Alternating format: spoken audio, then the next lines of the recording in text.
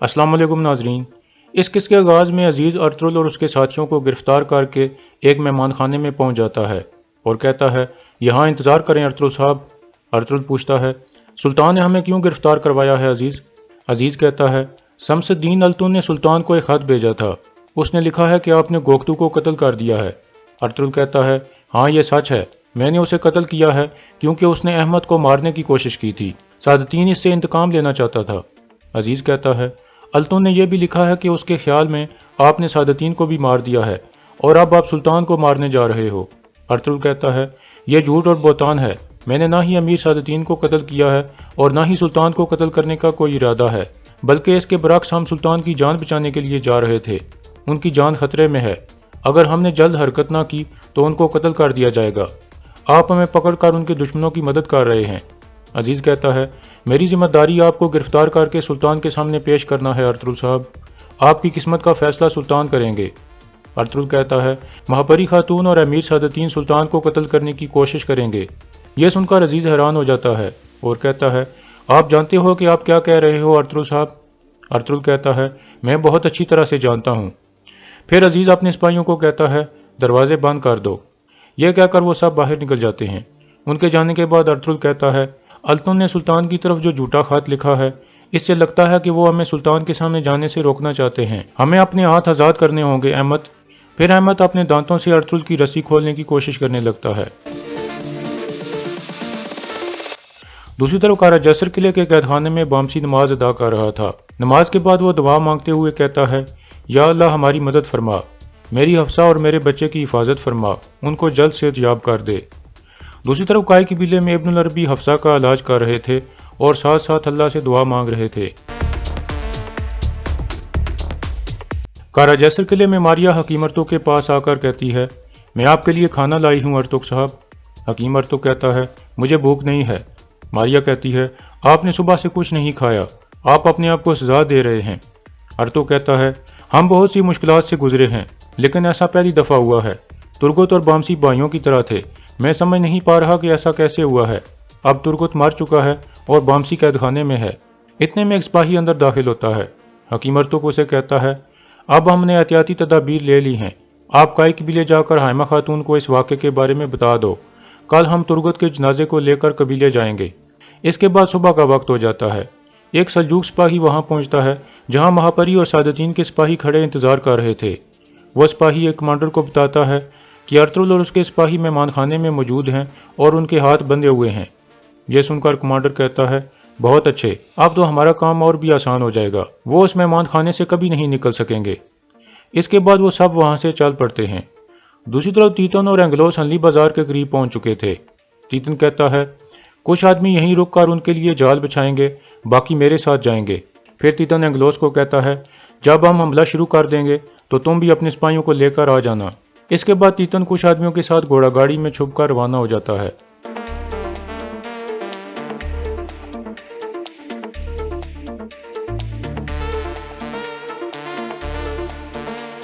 दूसरी तरफ काय कबीले में इब्नुल अरबी हफ्सा के खेमे से बाहर आते हैं और हाइमा खातून को बताते हैं कि मैंने जो करना था कर दिया है, अब बाकी अल्लाह के हाथ में है। आप दुआ करें, इंशाल्लाह वो सेहतयाब हो जाएगी। यह कहकर इब्नुल अरबी बाहर निकल जाते हैं। इतने में एक सिपाही अंदर आकर कहता है, मुझे अर्तुग साहब ने भेजा है हाइमा वालदा, एक बहुत ही अहम मामला है। दूसरी तरफ तीतन की घोड़ा गाड़ी हनली बाजार में पहुंच चुकी थी। तीतन छुप कर देख रहा था और दिल में कह रहा था, वो किले को बचाने के लिए हनली बाजार की हिफाजत करना भूल गए हैं।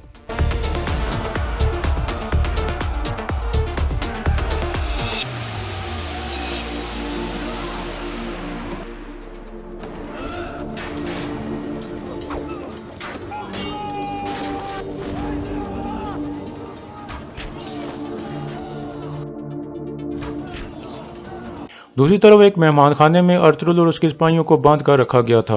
अर्तुगरुल और अहमद रस्सियों को ढीला करने में कामयाब हो गए थे।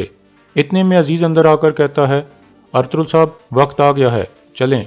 फिर वो बाहर की तरफ चल पड़ते हैं। इतने में महापरी के सिपाही अंदर दाखिल होते हैं। उनका कमांडर कहता है, अजीज अपनी तलवार फेंक दो। अजीज कहता है, तुम लोग किसके कुत्ते हो, ऐसा करने की जरूरत कैसी हुई तुम्हारी? फिर अर्तुगरुल कहता है, हम तुम लोगों के आगे हथियार नहीं डालेंगे। अजीज कहता है, अर्तुगरुल साहब आप एक दफ़ा फिर सही साबित हो गए हैं। इसके बाद लड़ाई शुरू हो जाती है।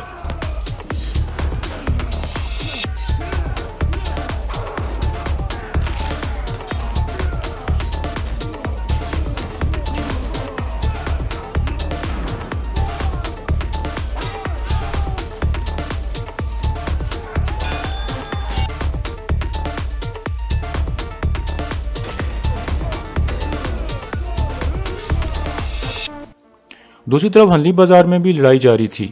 تیتن زور زور سے کہہ رہا تھا، یہ جال ہے، تیر اندازوں سے بچو۔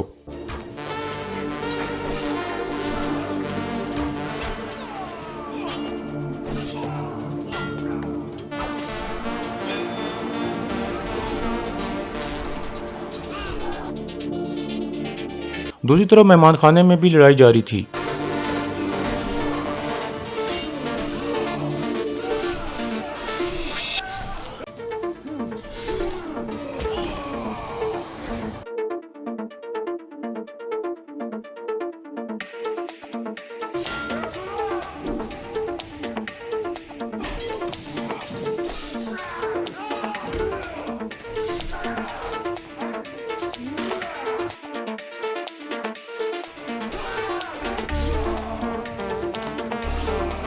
اس طرح ان کے سب مخالف سپاہی مارے جاتے ہیں، لیکن احمد کافی زخمی ہو گیا تھا۔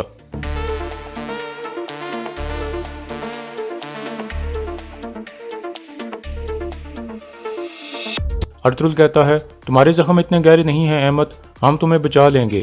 احمد کہتا ہے، میرا مرنے کا وقت آ گیا ہے سردار، میرے لیے مایوس مت ہونا، یہ میرے لیے سب سے خوبصورت موت ہے۔ میں نے اپنے ایک دوست کے لیے جان دی ہے جس نے مجھے دوبارہ زندہ کیا تھا۔ اتنے میں ان کے ساتھی سپاہی بھی آ جاتے ہیں۔ احمد کہتا ہے، اب آپ جاؤ اور سلطان کو بچاؤ ارطغرل صاحب۔ ارطغرل کہتا ہے، میں تمہیں چھوڑ کر نہیں جاؤں گا۔ اتنے میں احمد کی طبیعت خراب ہونے لگتی ہے۔ دوسری طرف ہنلی بازار میں لڑائی جاری تھی۔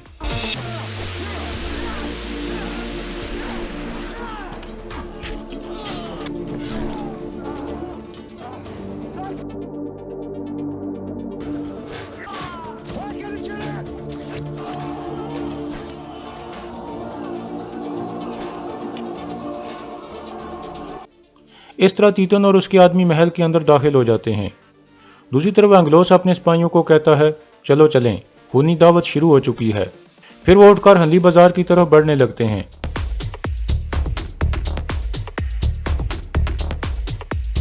اتنے میں حکیم ارطغرل کا اپنے سپاہیوں کے ساتھ ان کے سامنے آ جاتا ہے۔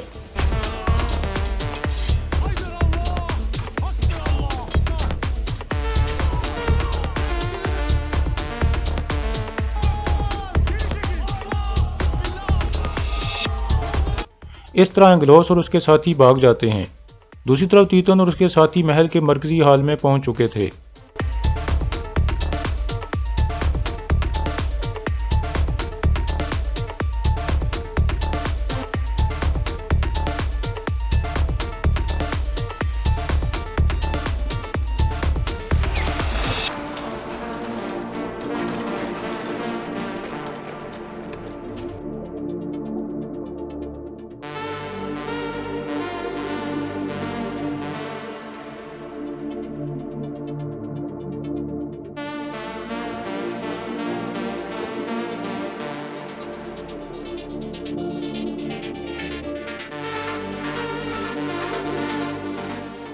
پھر ترگت کہتا ہے، تم بچوں اور عورتوں کو اغوا کرنے کی قیمت چکاؤ گے تیتن۔ بامسی کہتا ہے، اب بھاگنے کا کوئی راستہ نہیں ہے غلیظ انسان، اب حساب چکانے کا وقت آ گیا ہے۔ تیتن کہتا ہے، تو یہ سب کھیل تھا؟ بامسی کہتا ہے، اصل خونی کھیل اب شروع ہوگا، اور پھر لڑائی شروع ہو جاتی ہے۔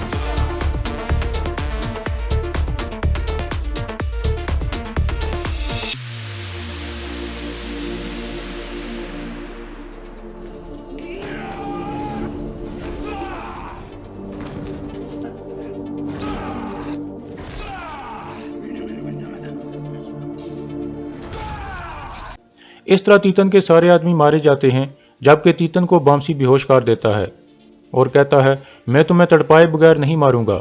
پھر حکیم ارطغرل کہتا ہے اینگلوس اور اس کے سپاہی بھاگ گئے ہیں۔ ترگت کہتا ہے ہم ان سے بعد میں نپٹ لیں گے ارطغرل صاحب۔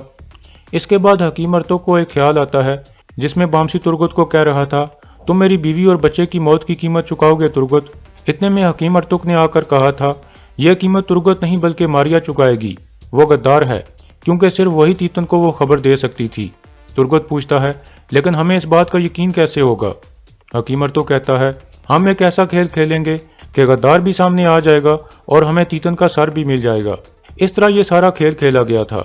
پھر حکیم ارطغرل کہتا ہے ہم نے دشمن کو تباہ کر دیا ہے، اب دونوں ایک دوسرے سے گلے ملو اور صلح کر لو۔